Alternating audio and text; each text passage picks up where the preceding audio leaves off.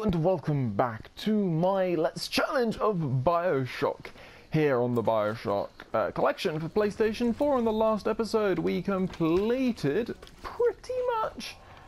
Neptune's Bounty, although there is one last thing that I'd love to do in Neptune's Bounty, because there's something that we forgot, that we missed in the Fighting McDonoughs,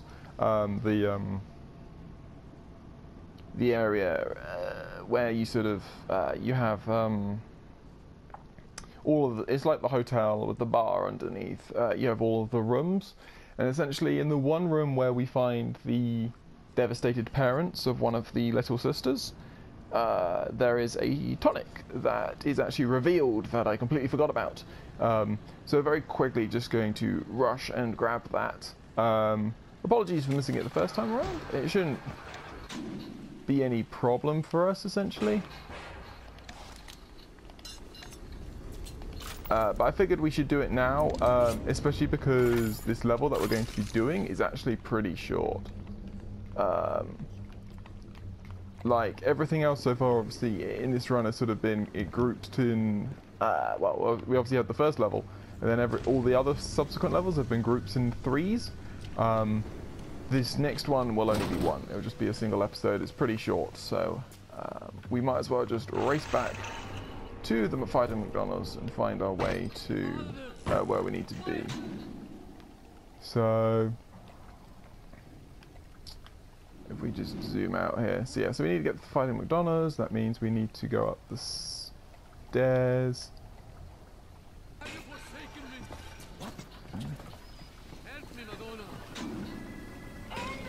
Up this way.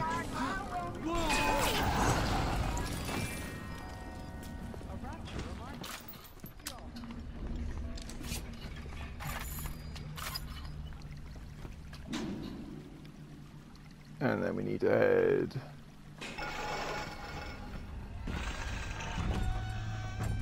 this way. Yeah, the Fighting McDonoughs Tavern, that's where we need to head. So obviously we've done all of this area before. We're just racing through as fast as possible.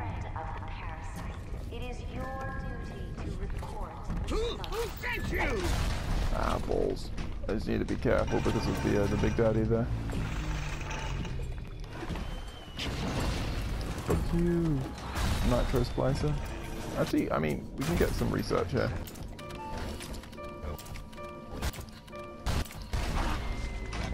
Can't believe you missed. We can get some bouncer, some rosy, sorry, yeah, I forgot these are rosies, not bouncers. I don't know what tonics I have is the problem here, so it would be risky for me to just be like,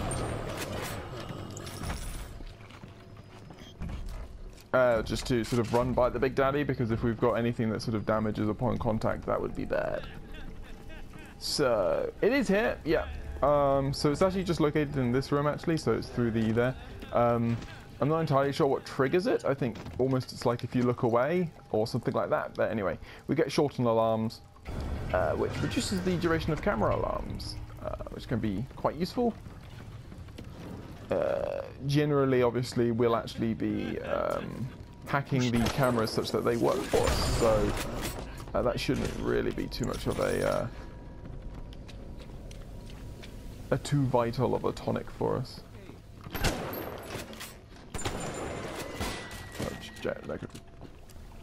Sometimes they're duds, sometimes they're not. Okay, cool.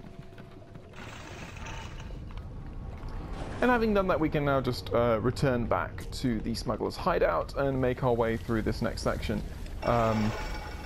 It's far more story related, essentially. Obviously, everything in the story so far has been building up to this moment. Everything has been aligned such that we're finally at the point where we can assist Atlas, help his family, obviously, who Patrick and Moira, his son Patrick, his wife Moira, who have been trapped in the or who are in a submarine down in the fisheries. And we have max health kits, max Eve hypos, which is always a good situation to be in. So yeah, feeling pretty good about it. The run has gone excellently so far. I cannot deny how well this has gone. And whilst this is one of those games which I think the consensus would be that it probably gets easier as you go through it because of the fact you become more powerful, you gain more, you know, far more ability to actually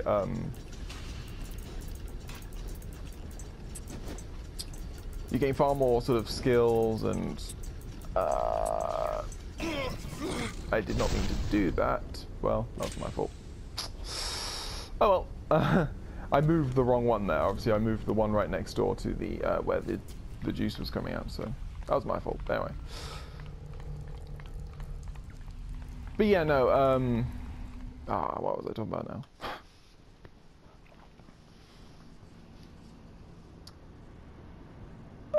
Oh yeah. So yeah. So you sort of gain more and more abilities, more and more approaches, I guess, possible approaches towards a given scenario. Your weapons become stronger as you buy the various upgrades for them.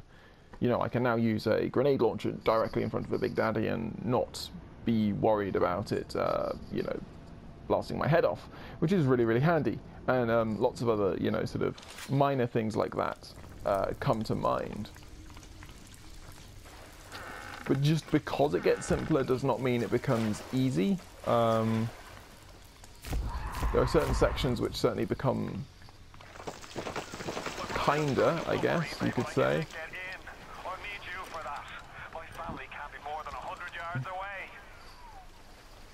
Yes, Atlas. Yes, I'm sure they are. Okay, cream for cake and coffee. That's always good. That's just health and Eve. We see a gene bank, so you can change your gene setup. The upgrades, cigarettes. I shouldn't be. I have this tendency just to sort of grab things as soon as you see them, but obviously stuff like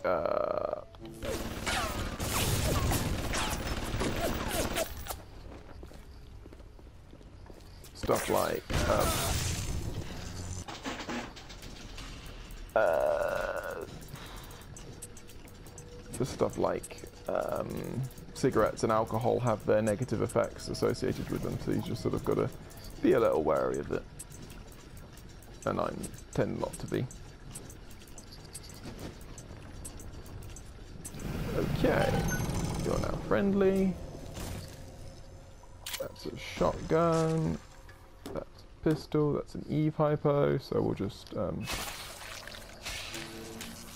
Eve hypo it up. Lovely.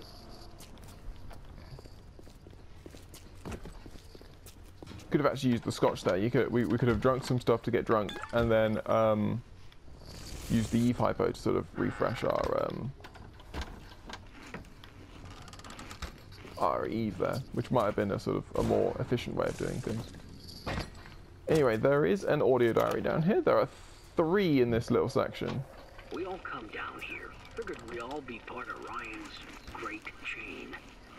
Turns out Ryan's chain is made of gold, and ours are the sort with the big iron ball around your ankle. He's up in Fort Frolic banging fashion models. We're down in this dump yanking guts out of fish. Fontaine's promising something better. He's like one of us, you know? Like he's worked a day in his life. He says meet him at his fish packing joint at 11. I'll go, bring a couple of guys. Hey, it's not like things could get a lot worse. So there you see that why Peach has his sort of fears, or you realise his sort of story, the fact that he sort of joined forces with Fontaine because Rapture wasn't proving to be the idyllic paradise that Ryan had said it was going to be. Hit the switch up there in the control booth and let me in. I think it's time to shake hands and get acquainted. So that's the sub. You've had your fun, but enough is enough. If you press that button, you'll learn what it means to truly be my enemy.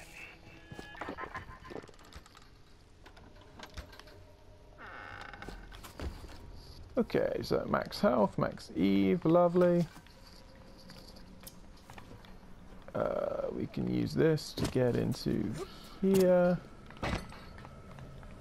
which allows us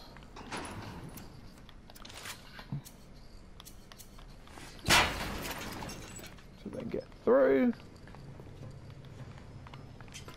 And there's the switch that we must hit. Do we want to check anything that way? I don't think we do. I think we just hit the switch.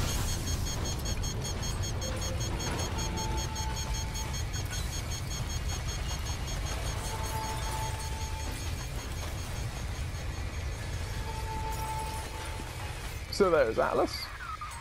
You blow up fuse up there! Can't see a damn thing in that fuse! Give me a tick and I'll get you out of there! Moira! Can you hear me in there, darling?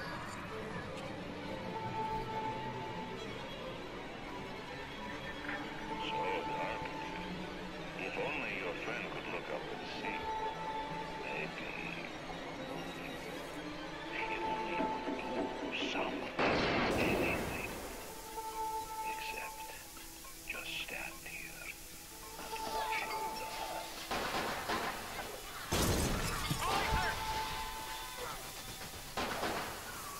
They're everywhere! I can't hold them! Got to fall back! Get me family out and we'll regroup as soon as we can!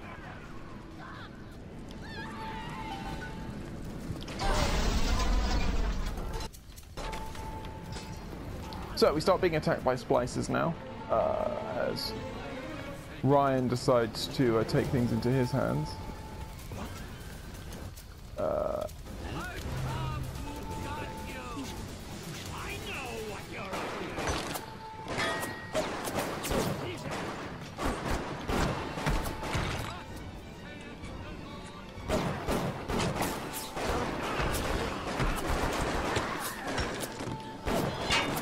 Oh, thank you.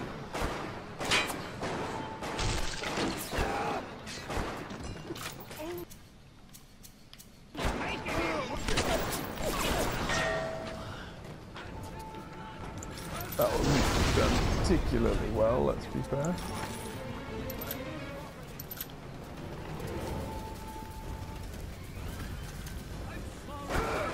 Ah, more guys down there. Okay. I mean, we'll just kill and blow it up. We have turned away from your line. So, if we head down this way. Get out and we'll regroup!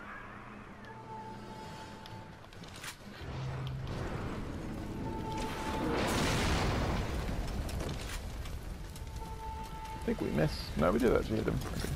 Cool. Seems largely lead heads around here.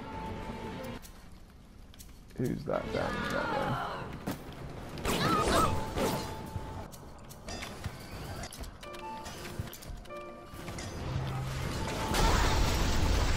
Goodbye. Okay, so if you head in here, you can get the second of the three diaries. Morning, John, with that crowd scientist. She's damaged goods, alright. Just like all those chumps they scraped out of them prison camps. But she's no crackpot. She's...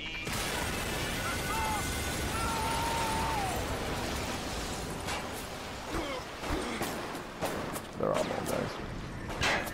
You ooze in like an assassin, and then you try to sneak out like a thief.